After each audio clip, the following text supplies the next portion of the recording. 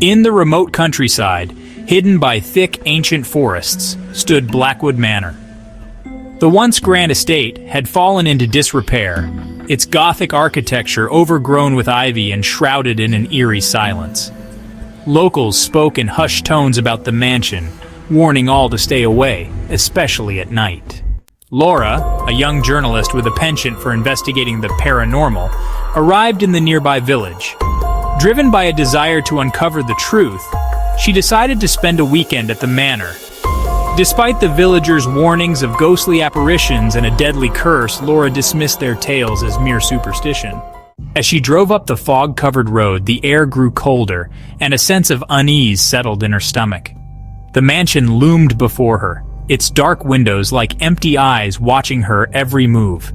She took a deep breath and entered the creaking front door.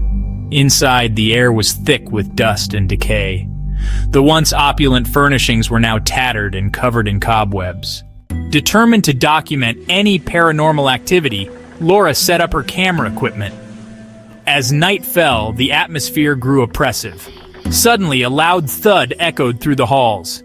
As night fell, the atmosphere grew oppressive. Suddenly, a loud thud echoed through the halls. Laura's heart raced as she followed the sound to the grand dining room. The chandelier swung slowly, though there was no breeze. Cold fingers seemed to brush against her skin. She retreated to the library, sifting through old books until she found a diary belonging to Elizabeth Blackwood, the last resident. The entries grew increasingly frantic, detailing strange occurrences and a growing fear of an unseen entity. Elizabeth's final entry spoke of a dark ritual performed by her husband, Jonathan Blackwood, who had summoned a malevolent spirit in his quest for eternal life. Realizing the danger, Laura tried to leave, but the door slammed shut. The temperature plummeted and ghostly whispers filled the room. Armed with Elizabeth's diary, Laura began reciting the banishment ritual. The spirit, a swirling mass of darkness, rose from the altar, its eyes glowing with malice. Shadows clawed at Laura, but she persisted. With a final agonizing wail, the spirit dissipated, leaving the manor in silence. Exhausted, Laura stumbled out of the basement. Dawn was breaking, and the manor seemed to breathe a sigh of relief. She gathered her equipment and left Blackwood Manor, vowing never to return. Back in the village, the locals were stunned to see her alive.